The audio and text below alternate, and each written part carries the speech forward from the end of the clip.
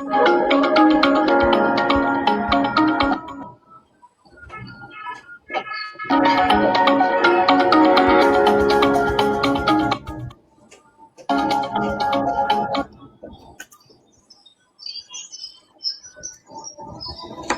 সালাম ও শুভেচ্ছা জানিয়ে মিট দ্য মাইন্ডের আরেকটি এপিসোড শুরু করছি।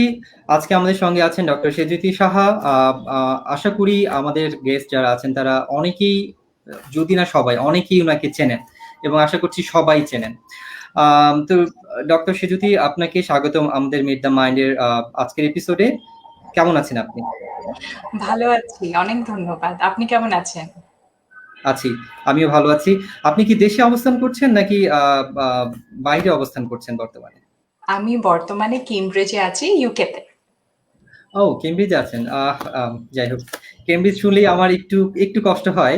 ছেড়ে চলে এসেছি, মিস করি। যাই হোক, সেটা নিয়ে পরে কথা হবে। আম, আম, শুরুতেই আমি আজকের সেশনটা সম্পর্কে একটু আইডিয়া দিতে চাই। আসলে আমি মিট দ্য মাইন্ডের আন্ডারে বিভিন্ন রকম সেশন অ্যারেঞ্জ করার চেষ্টা করছি। সো আজকের সেশনটা হচ্ছে মাইন্ড ম্যাপিং সেশন। সেখানে আপনি হচ্ছেন আমার first guest. So mind mapping সেশনে আমি সাধারণত চেষ্টা করব ডিস্টিংগুইশড সায়েন্টিস্ট যারা আছেন তাদেরকে ইনভাইট করে তাদের পরিকল্পনা সম্পর্কে দর্শকদেরকে বা আমাদের যারা ইয়াং জেনারেশন সায়েন্টিস্ট যারা আছেন তাদেরকে একটা ধারণা দেয়া যে আসলে যারা সফল তারা ঠিক কি কি পরিকল্পনা করে সফলতা অর্জন করেছেন বা তাদের পরিকল্পনাগুলো, ভবিষ্যৎ পরিকল্পনাগুলো কেমন হয়। সো আমি সেই ধাপে যাব। তার আগেই যেহেতু আমরা উভয় মাইক্রোবায়োলজিস্ট, আমাদের এবং বর্তমান সেশনটা চলছে করোনা ভাইরাসের একটা সেশন। আমরা কিছু করোনা ভাইরাস নিয়ে দর্শকদের প্রশ্ন থেকে থাকে। সো আমি করোনা ভাইরাস রিলেটেড কিছু কোয়েশ্চেন আপনাকে করতে চাই, তারপরে আমরা মূল মাইন্ড ম্যাপিং সেশনে এন্টার করব। সো প্রথম প্রশ্নে আমি যাই। আমি আপনার পরিচয় আমি এখন জিজ্ঞেস করছি না, আমি পরের দিকে জিজ্ঞেস করব। সো সো প্রথম প্রশ্ন হলো, অনেকেই মনে করেন নভেল করোনা ভাইরাসের আচরণ বাংলাদেশে পরিবর্তিত হয়েছে। এ ব্যাপারে আপনার মন্তব্য কি? এ ব্যাপারে আমার মন্তব্য হচ্ছে যে সম্ভবত আমাদের দেশে নভেল করোনা ভাইরাসের চরিত্র খুব একটা পরিবর্তন হয়নি। আমরা কিন্তু গোটা পৃথিবীতে হাজার হাজার ভাইরাস সিকোয়েন্স করেছি এবং আমরা কিন্তু ওভারঅল দেখতে পাচ্ছি যে ভাইরাসটা কিন্তু খুব বেশি চেঞ্জ হচ্ছে না। একটা দুটো চোখে পড়ার মতো মিউটেশন হচ্ছে, যেটা স্বাভাবিক, সব ভাইরাসই মিউটেট করে। ওরকম কিছু মিউটেশন বাংলাদেশেও দেখতে পাচ্ছি। আমাদের অবশ্যই কিছু প্রশ্ন থেকে থাকে, যেমন মর্টালিটি রেট বিভিন্ন দেশে আলাদা দেখতে পাচ্ছি, বা আমরা যেরকম ইটালিতে প্রথমে যখন আমরা আউটব্রেকের কথাটা শুনলাম একটা ভয়ঙ্কর অবস্থা ছিল, অনেক হাই মর্টালিটি রেট ছিল ওদের। আমাদের দেশে কিন্তু আমরা কখনো হয়তো বা ওই পর্যায়ে মর্টালিটি রেটটা দেখিনি। এখন ভাইরাস একটা কারণ হতে পারে, এর জন্যই কিন্তু আমরা জিনোম সিকোয়েন্সিং করি, কনস্ট্যান্টলি ওকে ট্র্যাক করার চেষ্টা করি যে ভাইরাসটা কিভাবে বদলাচ্ছে বা পরিবর্তন কি কি আসছে। কিন্তু সবসময় মনে রাখতে হবে ভাইরাস কিন্তু একা খেলছে না, ভাইরাসের কিন্তু আরেকটা খেলোয়াড় আছে না, হোস্ট। একটা হচ্ছে প্যাথোজেন আর একটা হচ্ছে হোস্ট। আমাদের উপরেও কিন্তু অনেক নির্ভর করে যে ভাইরাসের মানে ব্যবহারটা কিরকম হবে, ওর বিহেভিয়ার কিভাবে হবে, কিরকম হবে, ও কিভাবে অ্যাক্ট করবে। তো আমাদের পপুলেশন স্ট্রাকচার, আমাদের এজ স্ট্রাকচার, আমাদের দেশে কিন্তু বেশিরভাগ ইয়াং মানুষ, এবং আমরা কিন্তু দেখি যে 60-এর ঊর্ধ্বে গেলে সিভিয়ারিটিটা বেশি বাড়ে। তো ওইটা কিন্তু একটা রিজন হতে পারে যে আমাদের দেশে আমরা দেখছি কি মানে একটু লোয়ার মর্টালিটি রেট দেখছি। ইনফেকশন রেটটা অন্য দেশ থেকে হয়তো একটু বেশি দেখছি, আমাদের পজিটিভিটি পার্সেন্টেজ অনেক বেশি। এটা নির্ভর করে কিন্তু আমরা কয়টা টেস্ট করছি, হ্যাঁ, বা আমাদের পপুলেশন ডেন্সিটির উপর। তো ওরকম সবকিছু মিলিয়ে চিন্তা করলে অবশ্যই অন্য দেশের সাথে আমাদের কিছু তো ডিফারেন্সেস আছেই। কিন্তু আমি মনে করি না এখন পর্যন্ত সব ডেটা দেখে যে ভাইরাসটা কোনো স্পেশাল ভাইরাস হয়ে গেছে আমাদের দেশে এসে। ওকে, ভেরি গুড আনসার। এই মর্মে একটা কোয়েশ্চেন, অনেকেই বলে যে আমাদের দেশে যেহেতু অনেকেই গরিব এবং গরিবের করোনা হয় না, আপনি এই মন্তব্যের সাথে কতটুকু একমত পোষণ করেন? তো আমি জানি না স্টেটমেন্টটা ঠিক কিনা যে গরিবের করোনা হয় না। আমার সবসময় মনে হয় these are biased statements. But অবশ্যই কিন্তু আমরা কিছু ডিফারেন্সেস দেখছি। কিছু পপুলেশনে ইনফেকশন রেটটা অনেক বেশি অন্য পপুলেশনের তুলনায়। এখন আমরা ঠিক এর আগেই যেটা নিয়ে কথা বলছিলাম যে ভাইরাস যখন খেলছে ওটা মানুষের সাথে খেলছে। মানুষের হোস্ট ফ্যাক্টর এজ একটা ফ্যাক্টর, আমাদের ইমিউনিটি কিন্তু একটা ফ্যাক্টর। এবং ইমিউনিটি কিন্তু আমরা যত বড় হই, আমাদের যত এক্সপোজার হয়, ওটার সাথে আমাদের ইমিউনিটি চেঞ্জ হয়। তো এমন হতে পারে যে কিছু মানুষের এক্সপোজার আগেই বেশি বিভিন্ন ভাইরাসের সাথে। করোনা ভাইরাস কিন্তু এই সার্স কোভি-2 একমাত্র করোনা ভাইরাস না, 7টা স্ট্রেন আছে করোনা ভাইরাসের। সো ইট ইজ পসিবল, একটা হাইপোথিসিস হচ্ছে যে আমাদের কিছু পপুলেশন আগে কিছু রকমের করোনা ভাইরাস দেখেছে বা রিলেটেড কিছু করোনা ভাইরাস দেখেছে, যেটার জন্য ওদের একটা ব্যাকগ্রাউন্ড ইমিউনিটি তৈরি হয়েছে, প্রতিরোধ ক্ষমতা তৈরি হয়েছে, হয়তোবা এই জন্য ওদের মধ্যে আমরা সিভিয়ার ডিজিজ দেখছি না। আমরা কিন্তু এখনো ভালো করে জানি না যে ওনারা ইনফেক্টেড হচ্ছেন না কিছু কিছু পপুলেশন, বিকজ আমরা কিন্তু সিস্টেম্যাটিকলি টেস্ট করছি না। আমরা জানি যে ওনাদের মধ্যে ওরকম সিভিয়ার উপসর্গ আমরা দেখতে পাচ্ছি না। So I think it is a more host and immunity related thing than a virus thing. আমরা ভবিষ্যতে গবেষণার মাধ্যমে সেই বিষয়গুলো সম্পর্কে অবশ্যই আরো জানতে পারবো। আমাদের যত বেশি গবেষণা করব তত বিষয়গুলো আমাদের সামনে ক্লিয়ার হবে। রিলেটেড একটা কোয়েশ্চেন করছি, এই ভাইরাসের ভবিষ্যৎ আপনি কি মনে করছেন, মানে যদি ব্রডলি জিজ্ঞেস করি? সো মানে আমরা কোথায় যাচ্ছি? যখন করোনা ভাইরাস প্রথম আসলো, যখন আমরা প্রথম ডিসেম্বরের 31 তারিখে 2019-এ চায়না থেকে শুনলাম না যে there is an outbreak in China, pneumonia like illness এ, তখন আমার কিছুই মনে করিনি, তখন কেউই মনে করে নাই পুরো পৃথিবীতে, আমি তো একেবারেই মনে করিনি। তারপরে জানুয়ারিতে আরেকটু শুনলাম। আর সবচেয়ে মজার ব্যাপার হচ্ছে আমি ডাব্লিউএইচওর সাথে খুব ক্লোজলি কাজ করি। নভেম্বরে আমি ডাব্লিউএইচওতে একটা মিটিং এ ছিলাম, যেখানে আমরা সবাই মিলে কথা বলছিলাম, প্ল্যান করছিলাম যে যদি এরকম একটা আউটব্রেক হয়, কারণ আগে সার্স আউটব্রেক হয়েছে, মার্স আউটব্রেক হয়েছে, তখন আমাদের রেসপন্সটা কি হবে অ্যাজ মাইক্রোবায়োলজিস্ট বা অ্যাজ ল্যাবরেটরি পিপল। এবং আমরা কিন্তু কোনোভাবেই চিন্তা করি নাই যে এত তাড়াতাড়ি আমাদের একটা আউটব্রেক আসবে। ওই মিটিং হওয়ার পরেও ডিসেম্বরে যখন শুনলাম তখন আমি সিরিয়াসলি নিইনি।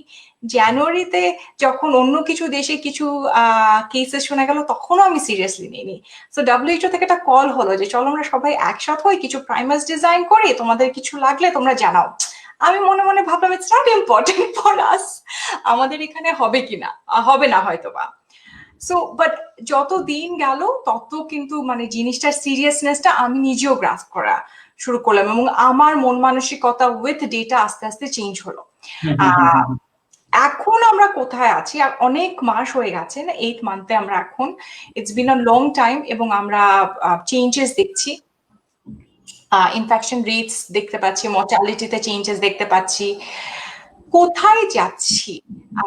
আমি বলবো যে আমার মনে হয় 3 রকমের সিনারিও হতে পারে।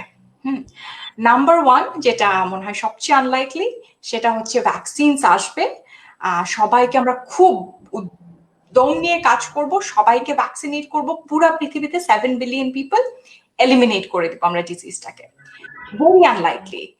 কেন? আমরা কখনোই একবারে অত ভ্যাকসিন সম্ভবত পাবো না। আমরা হাই ইনকাম কান্ট্রিজে আমরা অনেককে ভ্যাকসিনেট করতে পারবো না, কারণ ভ্যাকসিন হেসিটেন্সি অনেক বেশি, অনেকে ভ্যাকসিন নিবেন না, অনেকে অসুস্থতার কারণে বা বয়সের কারণে ভ্যাকসিন নিতে পারবে না। আমাদের মতো দেশগুলোতে পলিটিক্স এবং রিসোর্সেস এর কারণে কিন্তু আমরা অনেকেই ভ্যাকসিন হয়তো বা নিতে পারবো না, অ্যান্ড কস্ট, অনেকের কাছে ভ্যাকসিন পৌঁছাবে না। ইটস অ্যান আনলাইকলি সিনারিও যে আমরা ভ্যাকসিন দিয়ে কমপ্লিটলি এলিমিনেট করে দেব।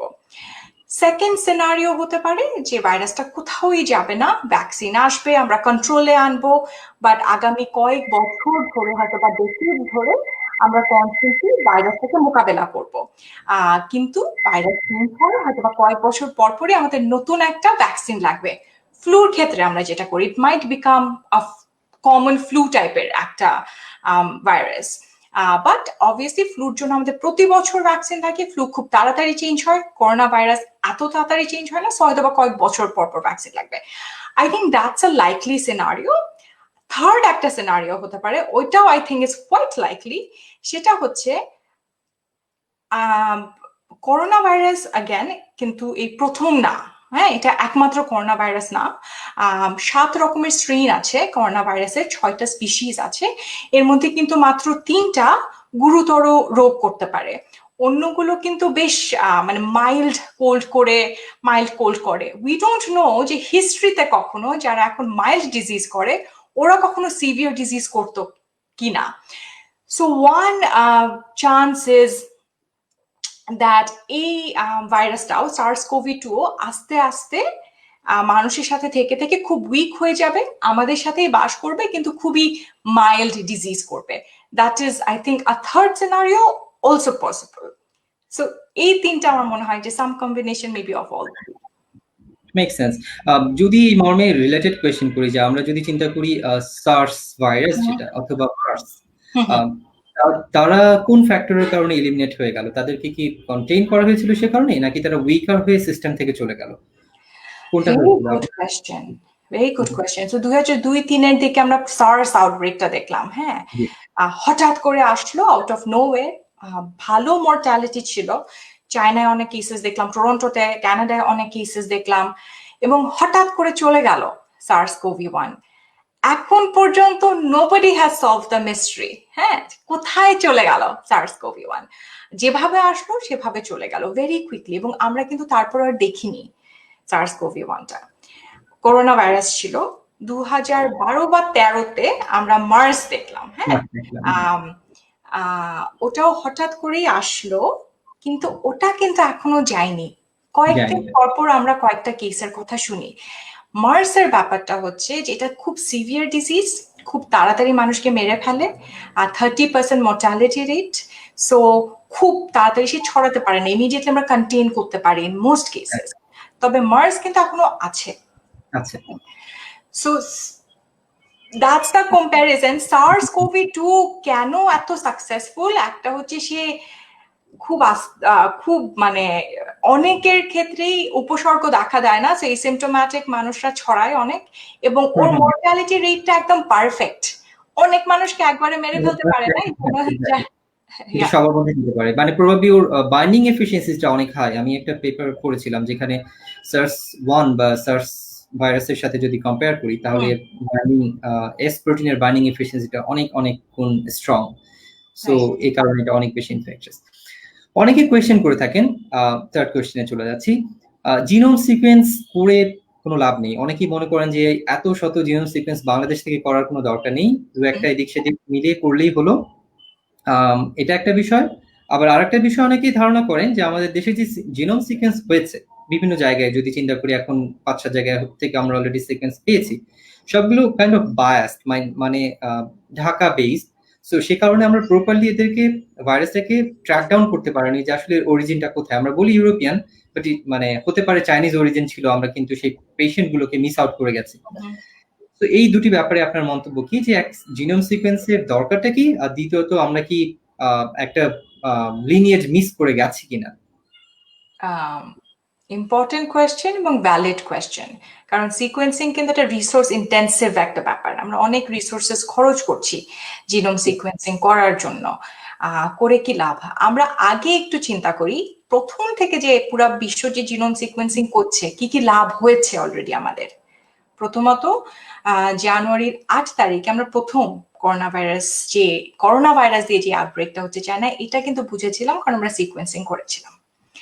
আজকে আমরা যত পিসিআর করি, পিসিআর ডায়াগনস্টিকের জন্য যত প্রাইমার্স প্রোজ বানানো, আমাদের কাছে কিন্তু এগুলো আছে, কারণ ইমিডিয়েটলি সিকোয়েন্স করা হয়েছিল। অনেকগুলো ভাইরাস সিকোয়েন্স করার কারণে আমরা খুব ভালো প্রাইমার্স প্রোজ বানাতে পেরেছি। আমরা আজকে যে বুঝতে পারছি কিভাবে আউটব্রেকটা ট্রাভেল করেছে, কোথায় কোথায় এপিসেন্টার্স, চায়না থেকে ইউরোপে গেছে। একটা সময় আমরা কিন্তু এটাও বুঝি যে চায়না থেকে ডিরেক্টলি ওয়াশিংটনে গিয়েছে, ওয়াশিংটনে একটা এপিসেন্টার ছিল, ইউরোপ থেকে আবার ইস্ট কোস্টে গিয়েছে আমেরিকার, সেখানে আরেকটা এপিসেন্টার আমরা দেখেছি। এগুলা কিন্তু আমরা কখনোই বুঝতাম না যদি না আমরা কনস্ট্যান্টলি ভাইরাসটাকে ট্র্যাক না করতাম। হ্যাঁ, এটা কি হয়তোবা এই মুহূর্তে ওই ইনফরমেশনটা দিয়ে আমি কিছু করতে পারছি না, কিন্তু আমরা কিন্তু ভাইরাসটার ট্রাভেলিং হিস্ট্রিটা বুঝতে পারছি, ট্রান্সমিশন হিস্ট্রি বুঝতে পারছি, সব নলেজ কিন্তু আমাদেরকে হেল্প করবে অ্যাজ উই গো ফরওয়ার্ড কিভাবে ভাইরাসটা ছড়ায় ওই পাথগুলাকে ইন্টারাপ্ট করতে, এবং ফিউচারে যদি আরেকটা আউটব্রেক হয় আমরা কিন্তু প্রথম থেকেই জানবো ওকে কোথায় কোথায় কোথায় ওকে বাধা দিতে হবে এক্স্যাক্টলি। যেন এরকম বড় একটা প্যান্ডেমিক না হয়ে যায়। ব্যাপারটা ট্রান্সলেট করা যায় বাংলাদেশেও। হ্যাঁ, যে ইয়েস। আমরা যখন সিকোয়েন্স করব টাইমের সাথে সাথে যদি ভালোভাবে স্যাম্পলিং করে সিকোয়েন্সিং করতে পারি আমরা কিন্তু বুঝতে পারবো যে কিভাবে ট্রান্সমিশনটা হচ্ছে, কোথা থেকে কোথায় যাচ্ছে। এটা খুবই গুরুত্বপূর্ণ একটা পয়েন্ট যে আমরা ভালোভাবে স্যাম্পলিং করছি কিনা। ডেফিনেটলি কিছু বায়াস আমাদের আছে। আমাদের অনেক ঢাকা ভিত্তিক আমরা সিকোয়েন্স করছি। আমরা জানি প্রথম দিকে কিছু ট্রাভেলার্স যারা এসেছেন একদম মার্চের দিকে, তখন তো আমরা ওভাবে টেস্টিং করতাম না, আমাদের তখনকার স্যাম্পলস গুলা নাই, এবং তারা কিন্তু ঢাকায় ছিলেন না, তারা বিভিন্ন জায়গায় চলে গেছেন, অনেক মাইগ্রেন্ট পপুলেশন ছিল, and they usually not Dhaka based. Definitely আমরা কিছু স্যাম্পলস মিস করেছি। ইট ইজ অ্যাবসলিউটলি পসিবল যে আমাদের কিছু ব্লাইন্ড স্পটস আছে। খুব ভালো স্যাম্পলিং হচ্ছে না, আমি এগ্রি করি। অনেক সমন্বয় নিয়ে হয়তো আমরা সিকোয়েন্সিংটা এখনো করতে পারছি না, এগ্রি করি। আরো ভালোভাবে করতে পারলে আরো ভালো হতো, কিন্তু আমার মনে হয় এটা শুধু সিকোয়েন্সিং এর ব্যাপার না, এখানে আরো অনেকগুলো ব্যাপার আছে। একটা হচ্ছে আমাদের দেশে আমরা কোনোদিন চিন্তা করিনি যে এতগুলা ল্যাব একসাথে হয়ে আরএনএ ভাইরাসকে সিকোয়েন্স করবে। That is important. আমার কাছে মনে হয় যে এই যে একটা প্ল্যাটফর্ম তৈরি হলো, এই বিষয়টার গুরুত্ব ছিল আমাদের মানে অ্যাজ এ বায়োলজিস্ট আমাদের কাছে এটার গুরুত্ব অনেক বেশি। মানে আমরা কেপেবল, ভবিষ্যতের জন্য আমাদের এই সেক্টরগুলো তৈরি হলো, সো আমরা এই রিসোর্সেস গুলোকে কাজে লাগাবো, যেটা আপনি বলছিলেন। সরি আপনাকে ইন্টারাপ্ট করেছি। না না না, absolutely, and I am so glad যে আপনি এগ্রি করছেন, বিকজ মানে আমরা না সবসময় চিন্তা করি মানুষ, মানে আমাদের মানসিকতাই কিন্তু ওরকম হিউম্যান বিংস হিসাবে, যে এই মুহূর্তে আমাদের কি লাভ হচ্ছে, কি লাভ হচ্ছে। সব কিছুতে কিন্তু এই মুহূর্তে লাভ হবে না। আমরা কিন্তু ভুলে গেলে চলবে না যে করোনা ভাইরাস মাত্র একটা ভাইরাস, আমরা কিন্তু বাস করি আরো অনেক ভাইরাস নিয়ে। আমাদের রেসপিরেটরি ট্র্যাক্ট ইনফেকশন করে ইনফ্লুয়েঞ্জা, আমাদের আরএসভি আমাদের রেসপিরেটরি ট্র্যাক্ট ইনফেকশন করে, প্রতি বছর ডেঙ্গি এসে মহামারী করে আমাদের দেশগুলোতে, তাই না? চিকেনগুনিয়া ফিভার করতে পারে, মেনিনজাইটিস করতে পারে। This are all RNA viruses. আমরা কিন্তু ভালোভাবে ওদের ব্যাপারে শিখতে পারিনি, কারণ আমরা জানতাম না যে আমাদের কাছে এই অস্ত্রটা আছে সিকোয়েন্সিং করার। এই যে আমরা নিজেদেরকে আবিষ্কার করছি, আমরা কিন্তু আমাদের নিজেদের প্রতিভাগুলাকে আমি বলবো আবিষ্কার করছি, বা রিসোর্সেস গুলোকে আবিষ্কার করছি। এটা কিন্তু আমাদের practice, because corona virus at some point আমরা কন্ট্রোলে আনবই, পুরো বিশ্বই কন্ট্রোলে আনবে, কিন্তু অন্য যে রোগগুলো আমাদের, ওরা কিন্তু কোথাও চলে যাচ্ছে না, ওগুলো কিন্তু আমাদের রোগ, আমাদেরকেই ট্যাকল করতে হবে the end of the day. So I think what is most important, এই যে আমাদের প্ল্যাটফর্ম তৈরি হচ্ছে, আমরা সবাই শিখছি কিভাবে বায়োইনফরম্যাটিক্স করতে হয়, সবাই হয়তো বা খুব ভালো বায়োইনফরম্যাটিক্স করছি না, বা চেষ্টা তো করছি। আমরা রিসার্চ নিয়ে কথা বলছি, জিনোম সিকোয়েন্সিং নিয়ে কথা বলছি। কয়জন আগে সিকোয়েন্সিং এর কথা জানতেন? এখন তো every journalist, every reporter is talking about it. তো আরো ভালো অবশ্যই করতে পারি, বাট যেটা হচ্ছে সেটাও I think is very good. Very good. সেই রিলেটেড আরেকটা কোয়েশ্চেন ছিল, আসলে এই সিকোয়েন্স থেকে আমরা কি তথ্য পেলাম, আসলে আমাদের দেশের যে তথ্যগুলো বা আপনারা যে সিকোয়েন্স গুলো করেছেন সোফার, মানে হোয়াট আর দ্য ডিফারেন্সেস, এবং এখানে কি কোনো নোটিসেবল কোনো চেঞ্জেস আছে কিনা যেটা আমাদের কনসার্নে নেওয়া উচিত, এরকম কিছু কি আছে? সো কিছু প্রিলিমিনারি অ্যানালিসিস আমি দেখতে পাচ্ছি। তো আমরা যে সিকোয়েন্সিং গুলো করেছি, আমাদের কাছে এখন পর্যন্ত আমরা খুব নোটিসেবল কিছু দেখিনি। ইয়াস, আমরা অবশ্যই মিউটেশনস দেখতে পাচ্ছি। মিউটেশন মানে কি, যে একটা ভাইরাস চেঞ্জ হচ্ছে, প্রত্যেকটা ভাইরাস চেঞ্জ হয়, এভাবেই ভাইরাসের জীবনটাই তাই। ওরা যখনই একটা সেলের মধ্যে, একটা মানব কোষে একটা ভাইরাস ঢুকে, হাজার হাজার ভাইরাস বের হয়। যখনই হাজার হাজার ভাইরাস বের হবে, কিছু না কিছু ভুল তো হবেই। হ্যাঁ, ওই ভুলগুলোকে আমরা মিউটেশন বলি। সো অবশ্যই আমরা কিছু মিউটেশনস দেখছি, পুরো বিশ্বে মিউটেশন দেখা যাচ্ছে। আমাদের হাতে এখন পর্যন্ত এমন কিছু ধরা পড়েনি যেটা ইউনিক। আমরা সবাই কিন্তু যে A to G একটা মিউটেশন নিয়ে কথা বলছি স্পাইক প্রোটিনে, আমাদের ক্ষেত্রে না, পুরো বিশ্বে আমরা ওই চেঞ্জটা দেখছি। জানুয়ারির তুলনায় ফেব্রুয়ারির তুলনায় এখন পুরো বিশ্বে এইটাই ছড়িয়েছে। কিছু কিছু রিসেন্ট রিপোর্টস আমি দেখছি অন্যরা যারা, আমরা অনেক বেশি অ্যানালিসিস করিনি বাংলাদেশের সব সিকোয়েন্স নিয়ে, বাট আমি জানি কিছু কিছু রিপোর্টস আসছে যেখানে ওনারা অনেক অ্যানালিসিস করছেন, অ্যান্ড কেউ কেউ হয়তো বা বলছেন যে বাংলাদেশে খুব তাড়াতাড়ি ভাইরাসটা চেঞ্জ হচ্ছে। There are some reports like that, but I think ওগুলো খুব প্রিলিমিনারি ডেটা এখনো, এবং আপনি যেটা বলছিলেন অনেক রকমের বায়াস আছে, কোথা থেকে স্যাম্পলস গুলো আসছে, কোন সিকোয়েন্সারে স্যাম্পলস গুলো সিকোয়েন্সড হচ্ছে, কোন প্রোটোকল ইউজ করে ভাইরাসটা সিকোয়েন্স হচ্ছে, কারণ কিছু কিছু প্রোটোকলে বায়াস থাকে। আমরা অনেক প্রোটোকলে 200-300 প্রাইমার্স ইউজ করি, প্রাইমার্সে একটা ভুল থাকলে কিন্তু পুরা সিকোয়েন্সটা চেঞ্জ হয়ে যেতে পারে, আমাদের একই ভুল বারবার প্রপাগেটেড হবে। আমরা কিভাবে অ্যাসেম্বল করছি জিনোমটা ওটার উপরে নির্ভর করে। তো আমার মনে হয় খুব জোর করে বলার জন্য, জোর গলায় বলার জন্য যে আমাদের দেশে স্পেসিফিক কোনো চেঞ্জ হচ্ছে, আরো অনেক কাজ দরকার। Yes, make sense. Okay, so অনেকেরই একটা প্রশ্ন থাকে, বা বিশেষ করে অক্সফোর্ডের ভ্যাকসিন নিয়ে যখন আমরা দেখলাম যে প্রোগ্রামটা হল্ট করা হলো ফর দ্য টাইম বিং, আপনি কতটা আশাবাদী ভ্যাকসিন নিয়ে? ভ্যাকসিন নিয়ে আমি অসম্ভব আশাবাদী। আমরা যারা হেলথে কাজ করছি, পাবলিক হেলথে, আমরা কিন্তু জানি ভ্যাকসিন এত তাড়াতাড়ি কখনো ডেভেলপমেন্টে যায় না। আমরা যে গতি দেখেছি, যে পুরো বিশ্বে যে উদ্যমটা দেখেছি ভ্যাকসিন ডেভেলপমেন্ট এবং প্রোডাকশনে যাওয়ার, এটা কিন্তু আমরা আগে কখনো দেখিনি। This is the first time, এবং আই থিঙ্ক আজকে পর্যন্ত 9টা ভ্যাকসিন ফেজ 3 ক্লিনিক্যাল ট্রায়ালে আছে, মানে হাজারো হাজারো মানুষের উপর পরীক্ষিত হচ্ছে এবং কন্ট্রোল, এটা প্লেসিবো কন্ট্রোলের সাথে কম্পেয়ার করা হচ্ছে। এটা কিন্তু একটা বিশাল ব্যাপার। আমরা ফার্স্ট এটার এই ভাইরাসটার কথা কিন্তু জেনেছি, আউটব্রেকটার কথা জেনেছি মাত্র 2019-এর 31শে ডিসেম্বরে। So we have come a long way. Usually 10 বছর লাগে একটা ভ্যাকসিন এই ফেজে আসতে প্রায়, তাই না? সো আমি খুবই আশাবাদী। আমি জানি অনেকে একটু ভয় পাচ্ছেন অক্সফোর্ড অ্যাস্ট্রাজেনেকার হঠাৎ করে ঘটনাটার জন্য। তো ঘটনাটা এরকম ছিল, হঠাৎ করে একটা পেশেন্ট যাকে ভ্যাকসিন দেওয়া হয়েছিল অসুস্থ হয়ে পড়েছিলেন, ওনার একটু নিউরোলজিক্যাল প্রবলেমস দেখা দিয়েছিল, বাট আমি যতদূর জানি পেশেন্টটা ভালো হয়ে যাচ্ছেন and will soon B discharge from the hospital. কিন্তু এটা সবাইকে মনে রাখতে হবে, আমাদের এখন যে ভ্যাকসিন ট্রায়ালগুলো চলছে, সবাই ভ্যাকসিন ট্রায়ালগুলো থেকে তাকিয়ে আছে, একটা ম্যাগনিফাইং গ্লাসের দিয়ে আমরা কিন্তু সব ট্রায়ালগুলো দেখছি। প্রত্যেকটা ট্রায়ালে এরকম কিছু অ্যাডভার্স এফেক্টস হয়, ট্রায়াল কয়েকদিনের জন্য বন্ধ হয়, ওরা নিশ্চিত করে যে ভ্যাকসিনের কারণে এটা হয়নি, অন্য কোনো কারণে হয়েছে, আবার ট্রায়ালে ফেরত আসে। This happens in every trial. এই জন্যই কিন্তু আমরা ট্রায়াল করি। যদি একটা ট্রায়ালে সমস্যা নাই হবে তাহলে তো আমার ট্রায়াল করারই দরকার নাই, আমি তো করে গিয়ে প্রুভ করে দিব। সো ভয় পাওয়ার কিছুই নাই, আমি এখনো খুবই আশাবাদী, and I think the trial will resume very সুন।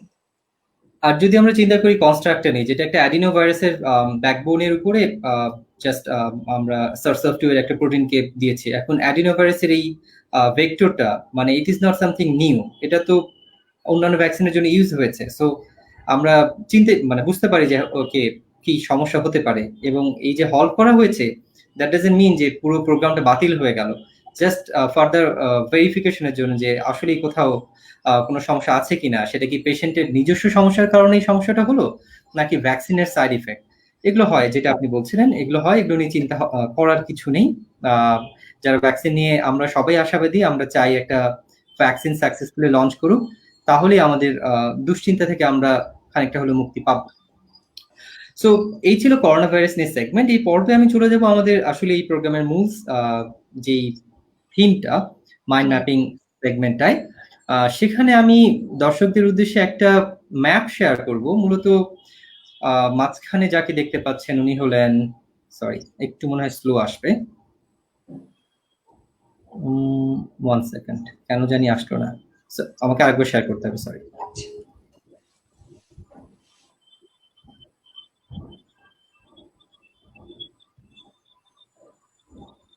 এসেছে কি? ইয়েস, আচ্ছা, হ্যাঁ।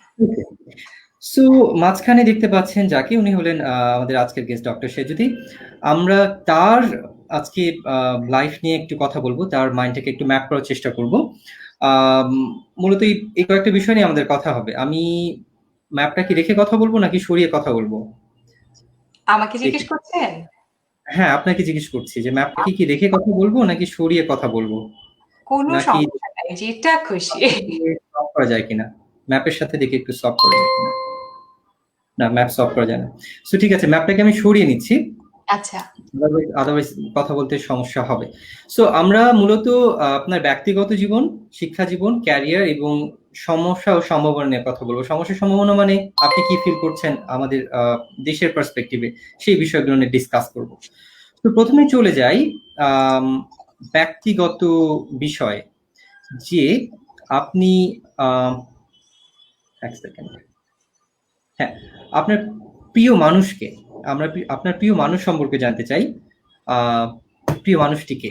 আচ্ছা, তো নীতিগতভাবে আমি বিশ্বাস করি না প্রিয়তে। আমি কখনোই কোনো কিছুকে বেস্ট বা ওয়ার্স্ট বলি না।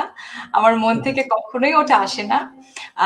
আমার জীবনে অনেক অনেক মানুষ আছেন যাদের জন্য আজকে আমি এখানে, যাদের জন্য আমি আজকে বসে আপনার সাথে কথা বলছি। তো অনেকগুলো মানুষ আছে যাদেরকে আমি অসম্ভব ভালোবাসি। আমার পরিবার তো তার মধ্যে অবশ্যই এক নাম্বার। আমার বাবা, আমার মা, আমার ভাই, এবং গত আম, বেশ কিছু বছর ধরে অবশ্যই আমার হাজবেন্ড, আমার পথ চলার সঙ্গী, ওনারা সবাই। আমরা মানে আমরা খুবই ক্লোজ, অসম্ভব ক্লোজ আমাদের ফ্যামিলি। আমাদের একটা সাহায় টল বলে একটা হোয়াটসঅ্যাপ গ্রুপ আছে। আমরা মানে মাঝে মাঝে আমি আমার হাজবেন্ডকে বলার আগে বা আমার হাজবেন্ডও আমাকে বলার আগে কিন্তু ওখানে পোস্ট করে কোনো বড় খবর থাকলে। So we are very close. আমরা সারাদিন কথা বলি। আমাদের কিন্তু সবার লোকেশন সবার সাথে শেয়ার করা। আমরা কনস্ট্যান্ট সবাই সবাইকে দেখতে পাই, কোথায় আছে কি আছে। We are very tight as a family. আমি আমার এক্সটেন্ডেড পরিবার, আমার কাজিনসদের সাথে খুবই ক্লোজ, এবং কনস্ট্যান্টলি আমাদের কাজিনদের মধ্যে অনেকেই সায়েন্সে আছে, অনেকেই পিএইচডি শেষ করেছে বা করছে। খুব একটা মানে পড়ুয়া একটা ফ্যামিলি আমি বলবো। So we share a lot amongst each other, এবং সবাই সবাইকে শক্তি যোগায়। আর অবশ্যই অনেক বন্ধু বান্ধব আছে। আমি 13 বছর পরে প্রায় বাংলাদেশে ফেরত এসেছি। তো এই যে আমি অ্যাডাপ্ট করতে পেরেছি বা চেষ্টা করছি, অনেকের সাহায্যের জন্য এটা করতে পারছি। আর আমি তো কাজ করি চাইল্ড হেলথ রিসার্চ ফাউন্ডেশনে, একটা অসাধারণ একটা গ্রুপ, মানে অসাধারণ। আমি যে এখানে এসে এত ভালোভাবে এত তাড়াতাড়ি এত কিছু শিখতে পারবো, কাজ করতে পারবো, প্রত্যেকটা মানুষের কাছ থেকে আমি প্রতিনিয়ত শিখছি। তো এই সবগুলো মানুষ আমার কাছে অনেক প্রিয়। খুব ডিফিকাল্ট কাউকে চুজ শুনে করা। ভালো লাগলো। শুনে মানে আপনার তালিকায়, পছন্দের তালিকায় যেতে, আপনার সাথে কিছুদিন কাজ করলে আমরা আপনার পছন্দের তালিকায় চলে যেতে পারবো। আপনার প্রিয় জায়গাগুলোতে যদি অপ্রিয় বস্তু সম্পর্কে জানতে চাই, কোন জিনিসটা অপছন্দ করেন? সরি, আমি একটু পার্সোনাল কোয়েশ্চেন করছি, জাস্ট একটু মানে একটা ডিফারেন্ট টেস্টের প্রোগ্রাম করার জন্য। Not a problem. কি কি জিনিস খুব মানে পছন্দ করি না?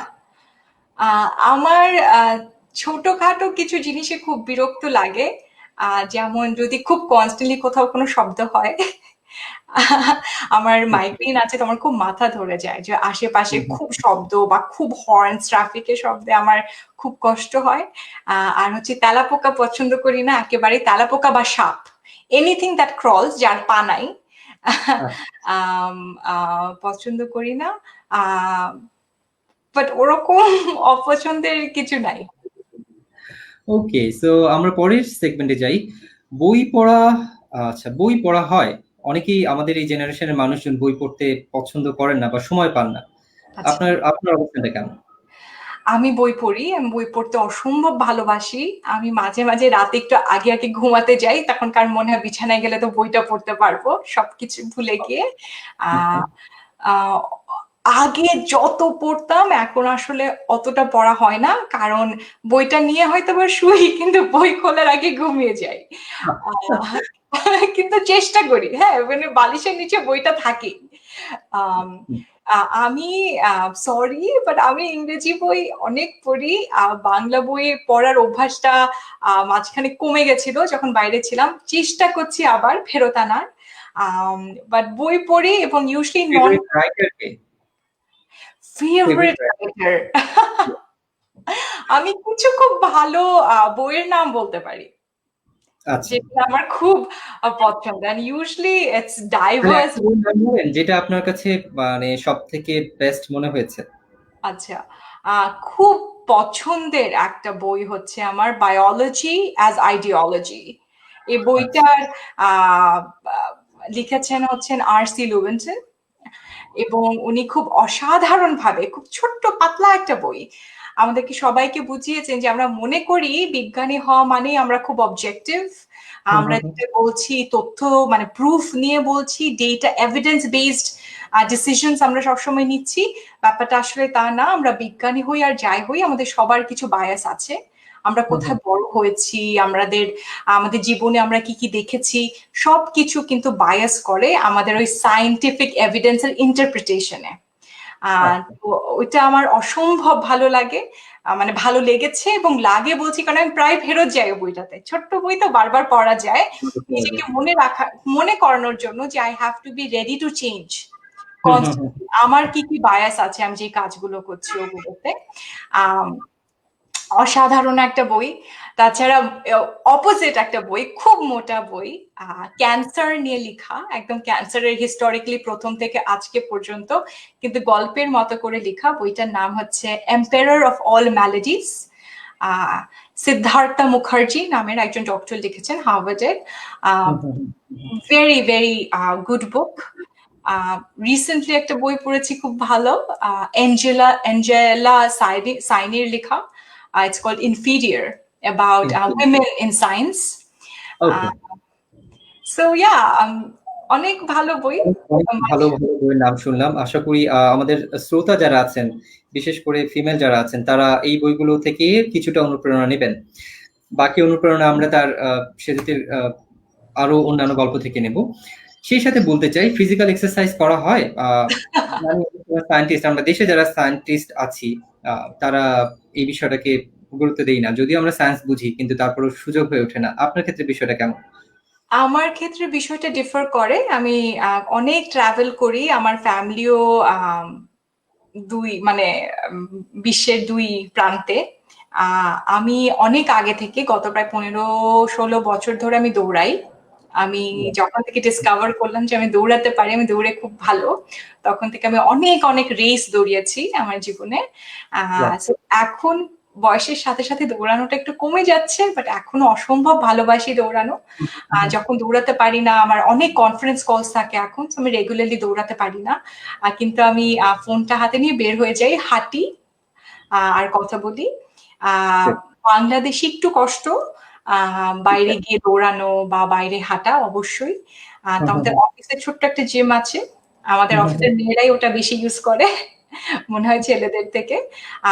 আমি যোগা করি, অনেক যোগা করি ইউটিউবের ভিডিওস দেখে দেখে। এবার চলে যাবো আপনার শিক্ষা জীবনের কথা বলতে।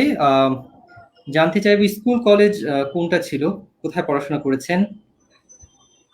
আচ্ছা, আমি বাংলাদেশে ক্লাস 12 পর্যন্ত পড়েছি বাংলাদেশ ইন্টারন্যাশনাল টিউটোরিয়াল পিআইটিতে। আমি ওখান থেকে O-level A-levels করেছি। তারপরে ক্লাস 11-এ গিয়ে আমার অ্যাকচুয়ালি একটা ফ্রেন্ডের সাথে, একটা মেয়ের সাথে প্রথম পরিচয় হয়, ওর নাম নাবিলা।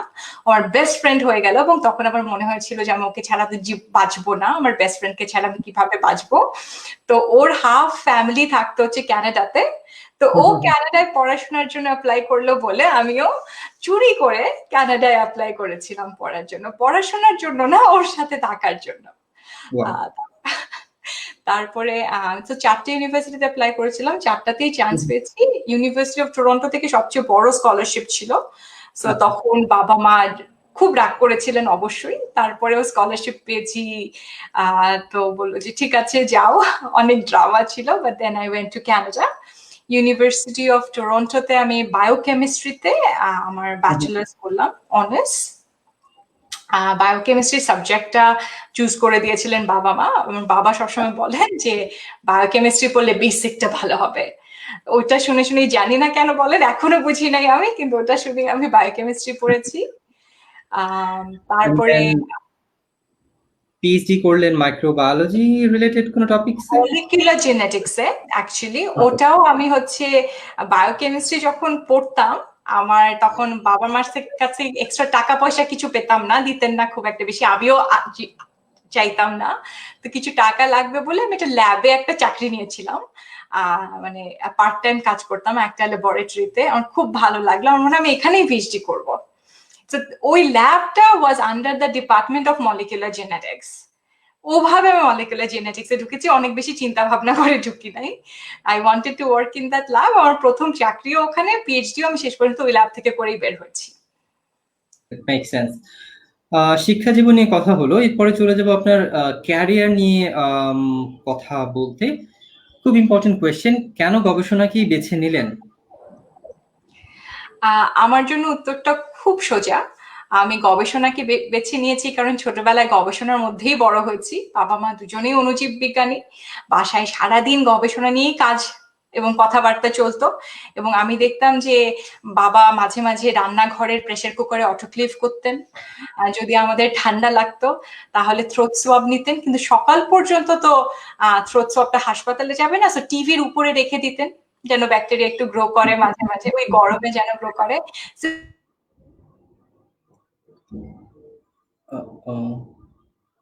আমরা হাতে ছাপ দিতাম পিট্রি ডিশে, পরের দিন গিয়ে দেখতাম। তো পুরো জীবনটাই ছোটবেলাটা কেটেছি গবেষণার মধ্যে দিয়ে। আমি ওটাকে কখনো গবেষণা ডাকিনি, কিন্তু ভেবেছিলাম ওটাই লাইফ, তো ওটাই বেছে নিয়েছি। নেক্সট হচ্ছে গবেষণার ফান্ড এবং ক্ষেত্র। সো যেহেতু আপনি শিশু হসপিটালে আছেন, সেখানে গবেষণার ফান্ড গুলো সম্পর্কে আমাদের একটু ধারণা দেন।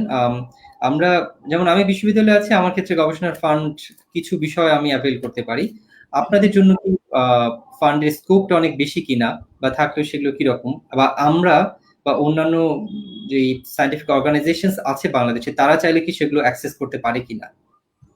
আচ্ছা, সো গেটস ফাউন্ডেশনের আমরা জানি, অথবা অন্যান্য ফান্ড সেগুলোর কথা জানি।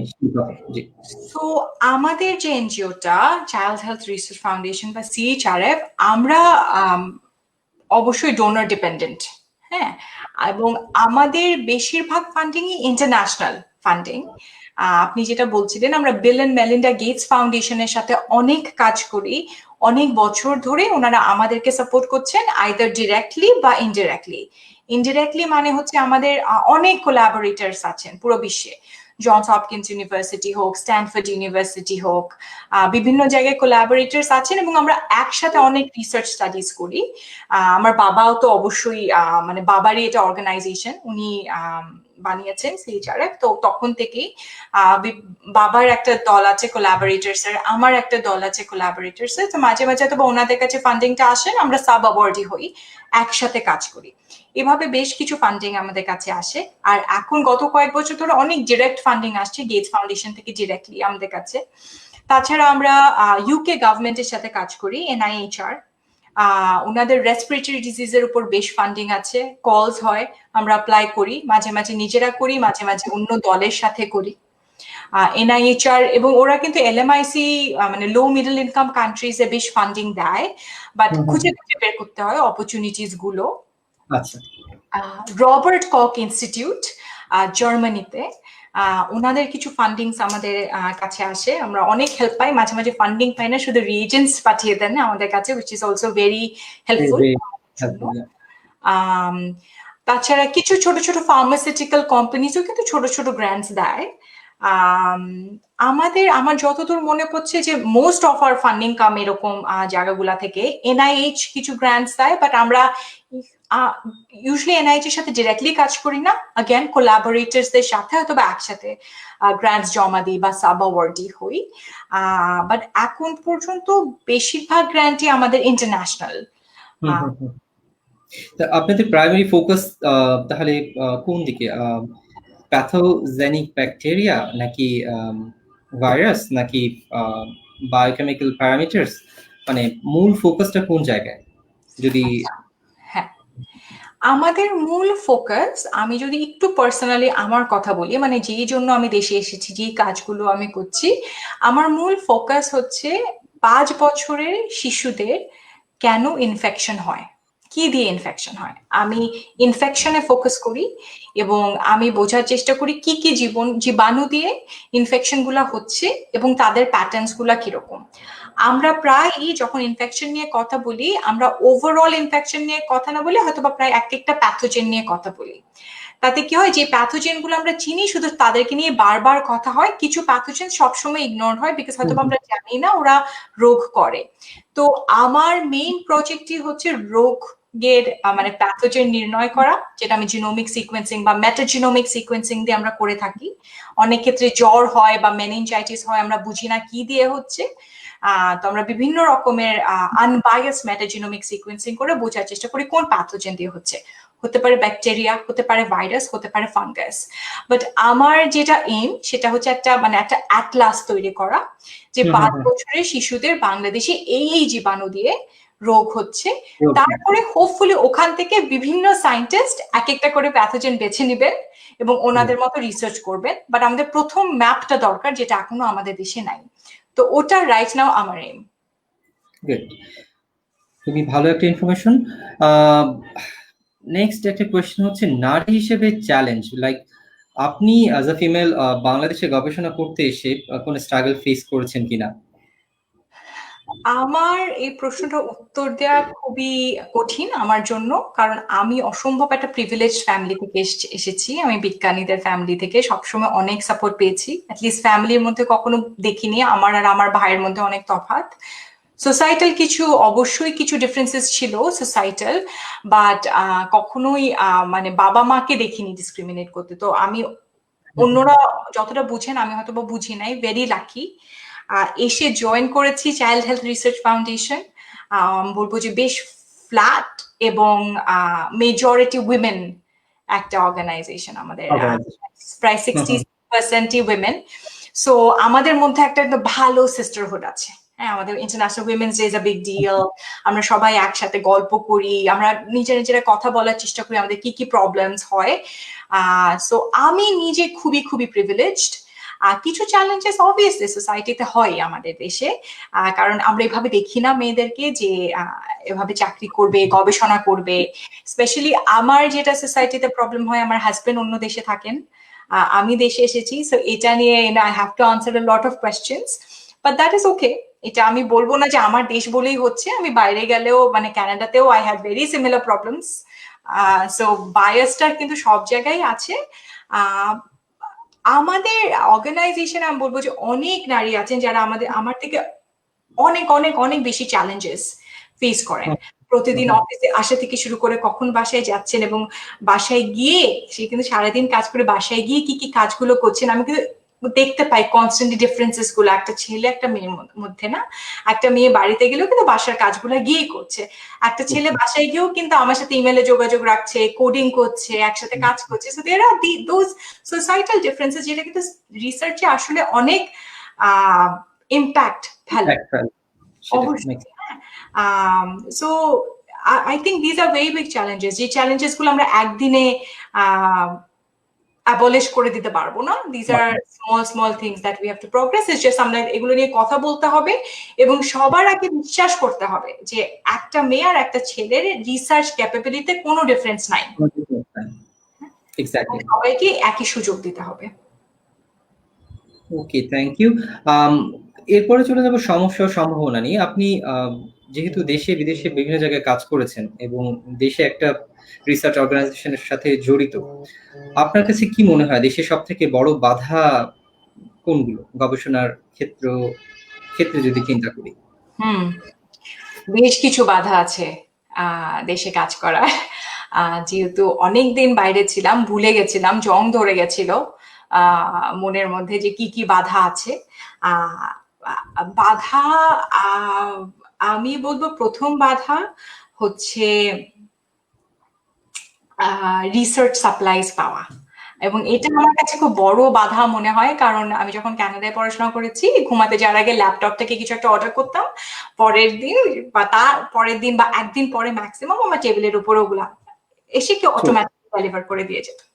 বাংলাদেশ এরকম না, আমরা খুব এক্সাইটেড ভাবে একসাথে হই, হ্যাঁ আমাদেরকে এটা করতে হবে, এপিসিআর করতে হবে, আমরা এক্সপেরিমেন্ট প্ল্যান করি, তারপর আমরা 2-3 দিন ধরে ওটা অর্ডার দেওয়ার চেষ্টা করি, অনেক এনার্জি খরচ করে এবং টাইম খরচ করে। তারপর ওটা পৌঁছায় 2-3 মাস পরে, ততদিনে আসলে আমাদের ওই এক্সাইটমেন্টটা থাকে না, মোটিভেশনটা থাকে না। আমাদের কিন্তু ওভারঅল পেশেন্স এখন খুবই কম, স্পেশালি আমাদের ইয়াং মানুষদের, তরুণদের পেশেন্স খুবই কম। খুবই বা কম অবশ্যই। সায়েন্স খুব দ্রুত গতিতে আগাচ্ছে। আইদার হ্যাঁ, সেটা একটা বড় বিষয়। হ্যাঁ, হ্যাঁ, আইদার আমাদের এক্সাইটমেন্ট শেষ বা অন্য কেউ করে ফেলেছে, and it doesn't have any value anymore. তো এটা কিন্তু বিশাল একটা প্রবলেম মোটিভেশনে, মানে ইটস ভেরি ডিফিকাল্ট যে আমি কনস্ট্যান্টলি নিজেকে মোটিভেটেড রাখবো এই বাধাটার মধ্যে। আরেকটা বড় বাধা আমার মনে হয় হচ্ছে যেটাকে আমি বলি স্কলারলি, মানে আমরা একটা স্কলারলি পভার্টির মধ্যে বাস করি।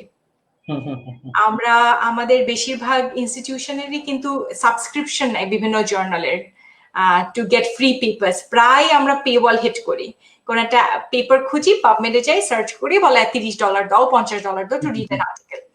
সাই হাব বলে একটা প্ল্যাটফর্ম আছে যেখান থেকে আমরা অনেক পেপার্স পড়তে পারি। ওরা ফেচ করে বিভিন্ন পেপার্স আনে দেয়, কিন্তু সব পেপার্স ওখানে পাওয়া যায় না, এবং বারবার ওয়েবসাইটটা চেঞ্জ হয়। হ্যাঁ, so and that's also not a sustainable way. হ্যাঁ, মানে ওই প্ল্যাটফর্মটা না থাকলে, বিকজ মোটামুটি একটা মানুষ লিড করে প্ল্যাটফর্মটাকে এগিয়ে নিয়ে যাচ্ছে, it can stop any time, so not sustainable. আমি যদি পেপার্স গুলো পাইও, আমি খুব ভালো কাজ করলাম, লেটস সে আমার ফান্ডিং এসেছে, ফান্ডিং পেয়েছি, আমি আমার রিসার্চ সাপ্লাইজ সব পেয়েছি, আমি সব এক্সপেরিমেন্টস করেছি, এখন আমি পাবলিশ করব। পাবলিশ করার জন্য $3,000-9,000 পর্যন্ত দিতে হতে পারে, ডিপেন্ডিং অন আমি কোথায় পাবলিশ করছি। That's unacceptable. আমাদের এমনও হয়েছে যে আমার $3,000 আমার পুরো প্রজেক্ট, আমি যখন পাবলিশ করতে চেয়েছি, বলছি তুমি ওপেন অ্যাক্সেস করতে চাও, তাহলে তো তোমাকে $4,000 দিতে হবে, এন্ড দ্যাটস ইম্পসিবল, রাইট? ওইটাতে তো আমরা একটা প্রজেক্ট করবো। তা আমরা আসলে একটা লেখা লিখেছি, এটা নিয়ে, ই লাইফে পাবলিশ হয়েছে। আমি বলছি ব্যারিয়ার্স ইন গ্লোবাল সায়েন্স। এরকম ছোট ছোট কিছু ব্যারিয়ার, যেটা মানে ছোট করে দেখলে এক একটা ব্যারিয়ার কিন্তু অনেক বড় মনে হয় না, but they all come together, and that as a scientist, because আমরা তো সায়েন্সে আসি খুব তাড়াতাড়ি কাজ করার জন্য। লাস্ট একটা ব্যারিয়ার, যেটা অ্যাকচুয়ালি দেশের না, আই থিঙ্ক গ্লোবাল একটা ব্যারিয়ার, হচ্ছে সবকিছু ইংরেজিতে। ইংরেজি কিন্তু আমার মাতৃভাষা না। হ্যাঁ, যত যাই বলি, আমি যতই ইংরেজি শিখি, যাই করি, I have to read in English, I have to publish in English. আমি খুব ভালো কাজ করলাম, কিন্তু ওটাকে খুব ভালোভাবে ইংরেজিতে লিখে পাবলিশ করা is difficult. That's a barrier, because আমরা না ভুলে গেছি যে আমরা এখন কিন্তু আর ব্রিটিশ কলোনি না, কেন এখনো সবকিছু ইংরেজিতে হবে। আমরা চেঞ্জেস দেখতে পাচ্ছি, অনেক জার্নালে এখনো ইংলিশ ফ্রেঞ্চ একসাথে পাবলিশ হয়, বা স্প্যানিশ একসাথে পাবলিশ হওয়া শুরু করছে। তো আমরা এটা নিয়ে কিছু কাজ করছি। আমাদের একটা পেপার কিন্তু বোথ ইংলিশ অ্যান্ড বাংলায় পাবলিশ হয়েছে। তো আই থিঙ্ক আমাদের এরকম কিছু মুভমেন্টের দরকার আছে। English is also not the most widely spoken language in the world anywhere, তাই না? এন্ড আই থিঙ্ক ওটা একটা বিশাল একটা বাধা। ওকে, অনেক গুরুত্বপূর্ণ ইনফরমেশন জানতে পারলাম। কোলাবোরেশন নিয়ে কথা বলবো, যে জিনিসটার বাংলাদেশে বড় অভাব আমার কাছে মনে হয় প্র্যাকটিক্যালি, যে আমরা একটা ইনস্টিটিউট আর একটার সাথে কানেক্টেড না, একটা university, even within the university একটা ডিপার্টমেন্ট আর একটা ডিপার্টমেন্টের সাথে কানেক্টেড না। হয়তো আপনি এই বিষয়টা নিয়ে এতটা না পরিচিত না, বাট আমি একাডেমিয়াতে আছি, আমি বিষয়টা মানে বুঝতে পারি। আবার যদি চিন্তা করি যে অনেক ইউনিভার্সিটি, বিশেষ করে প্রাইভেট ইউনিভার্সিটিগুলোর কথা যদি চিন্তা করি, অনেক জায়গায় ঠিক গবেষণাটা সেভাবে এগুতে পারে না, কারণ আমরা জানি অনেক ফান্ড দরকার, অনেক ইকুইপমেন্টের জন্য তো একদিকে দরকার, আবার রিয়াজেন্টসের জন্য অনেক বেশি ফান্ড দরকার। সব মিলিয়ে রিসার্চের এনভায়রনমেন্টটা অনেক সময় মানে আমাদের জন্য কঠিন হয়ে যায়। সেক্ষেত্রে কোলাবোরেশন চিন্তা করাটা অনেকটা। আবার যদি আমি ইউনিভার্সিটির সাথে চিন্তা করি যে আপনাদের রিসার্চ অর্গানাইজেশনের সাথে কোলাবোরেট করব, হয়তো সেখানে আবার ট্রাস্টের কিছু ল্যাকিংস থেকে যাবে, যে আদৌ আমরা সেটা এক্সিকিউট করতে পারবো কিনা, কাজটা ক্যারি অন করতে পারবো কিনা। একই ঘটনা ঘটে যখন আমরা ইন্ডাস্ট্রির সাথে অ্যাপ্রোচ করতে চাই। আপনি বিষয়টাকে কিভাবে দেখেন, বা এটার সমাধান কি হতে পারে সেটা মনে করেন?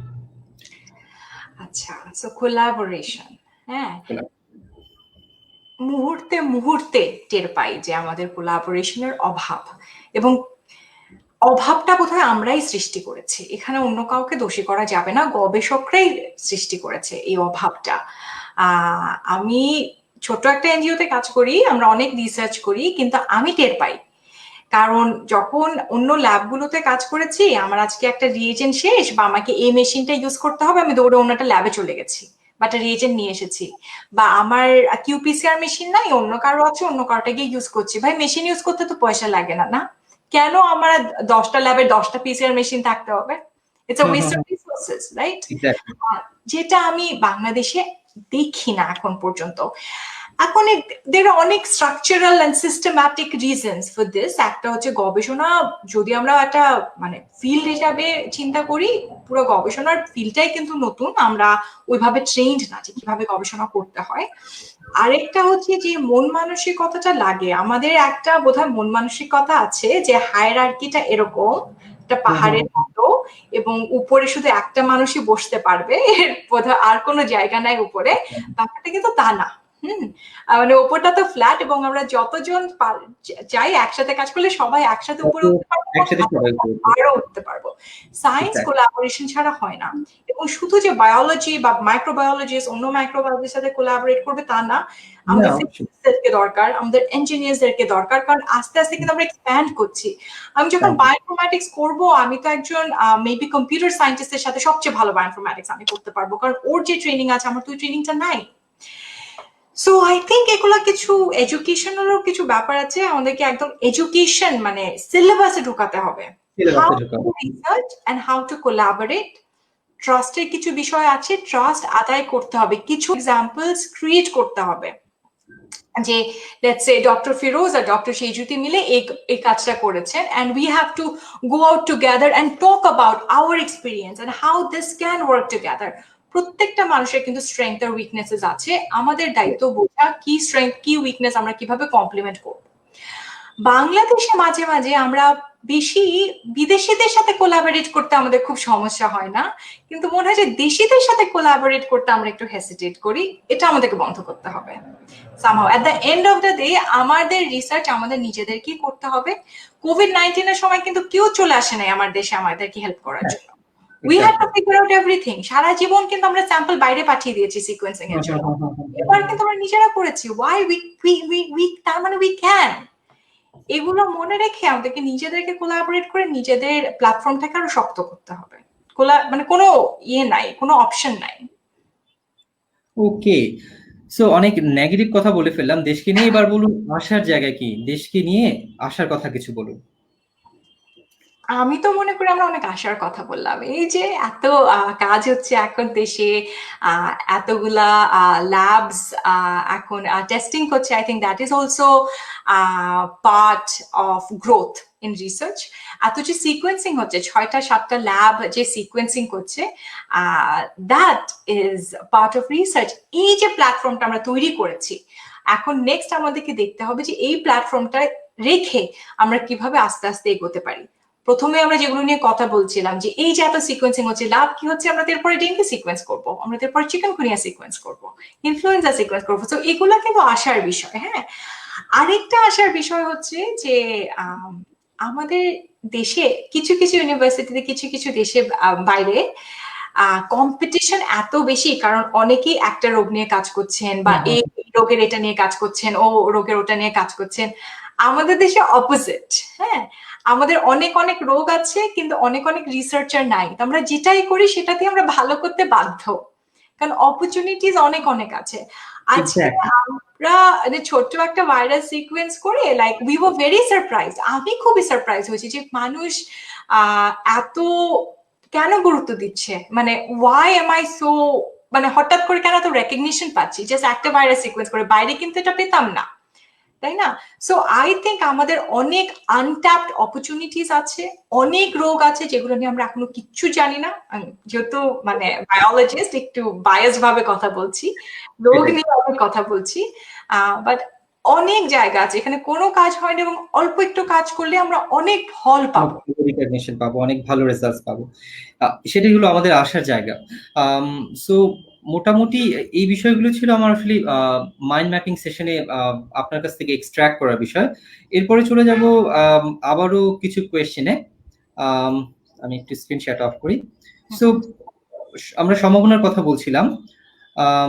এখন বাংলাদেশের অনেক তরুণের কোনো সম্ভাবনা অনেকেই কাজে লাগছে না এবং অনেক প্রতিভাবান দেশের বাইরে চলে যায়। আপনার কাছে মনে হয় কেন হচ্ছে বিষয়টা? আমরা কিছুটা হিন্টস দিয়েছি, তারপরেও আবারও যদি একটু আলোচনা করেন। অনেক মানে ব্রেইন ড্রেন আমরা দেখি, খুব ভালো ভালো স্টুডেন্টসরা বাইরে চলে যাচ্ছেন, আমাদের জন্য অবশ্যই বড় একটা লস।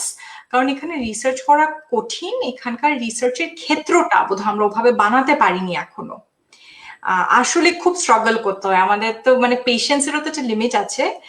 তো কিছু ক্ষেত্রে আমরা পেশেন্স হারিয়ে ফেলি, এর জন্য চলে যান এবং এসে ওই জায়গাটা আবার খুঁজে পান না বা তৈরি করে নিতে পারেন না বাইরের এক্সপিরিয়েন্সের সাথে কম্পেয়ার করলে।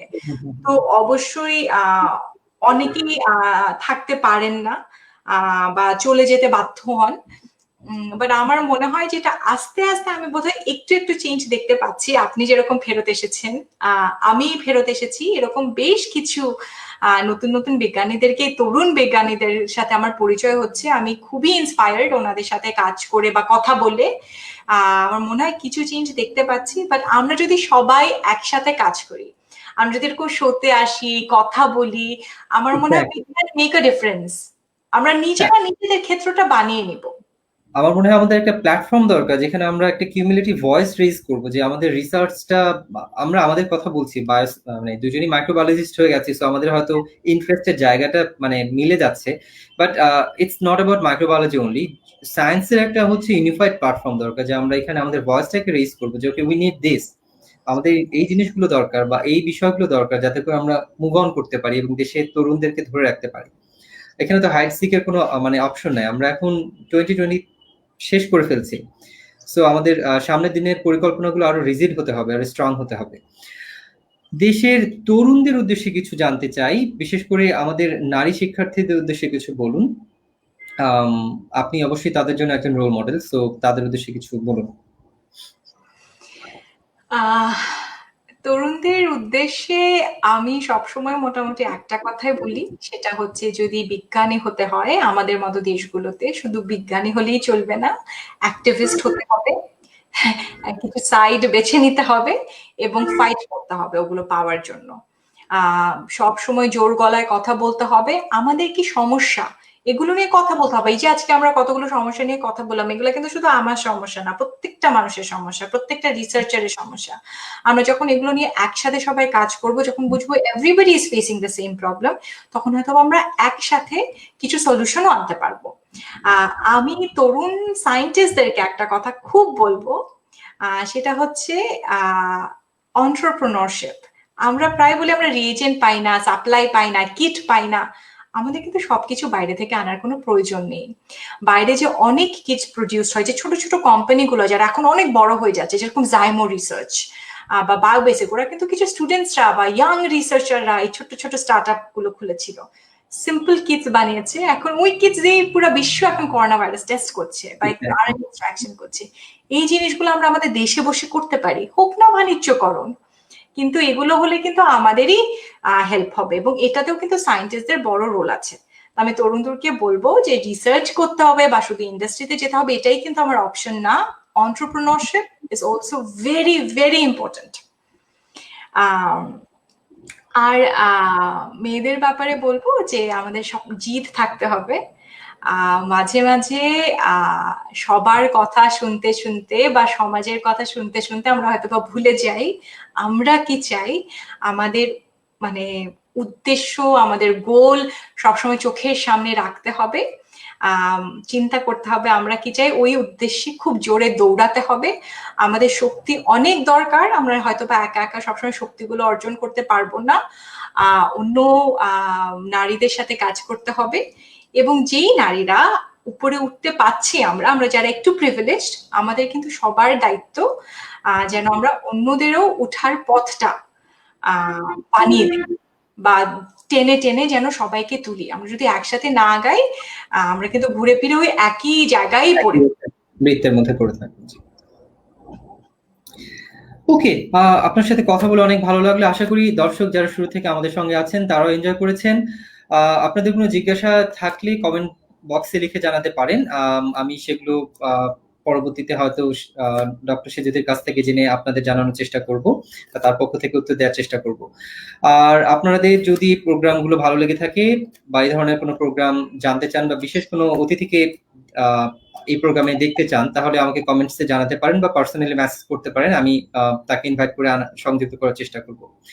আজকের জন্য আপনাদেরকে ধন্যবাদ জানিয়ে বিদায় নিতে চাচ্ছি এবং স্পেশাল থ্যাঙ্কস জানাচ্ছি ডক্টর সেজুদিকে। সংক্ষিপ্ত সময় নোটিসে উনি এগ্রি করেছেন ওনার ব্যস্ত সময়ের মাঝ থেকে আমাদের জন্য, বিশেষ করে দর্শকদের জন্য, ইয়াং গবেষকদের জন্য, তরুণ প্রজন্মের জন্য সময় দিয়েছেন। সেজন্য তাকে আমি অসংখ্য ধন্যবাদ জানাই। ধন্যবাদ ডক্টর সেজুতি, ভালো থাকবেন। ধন্যবাদ দর্শক যারা আমাদের সঙ্গে শুরু থেকে ছিলেন। সবাই ভালো থাকুন, সুস্থ থাকুন। দেখা হবে পরবর্তী অন্য আরেকটি শোতে। Thank you.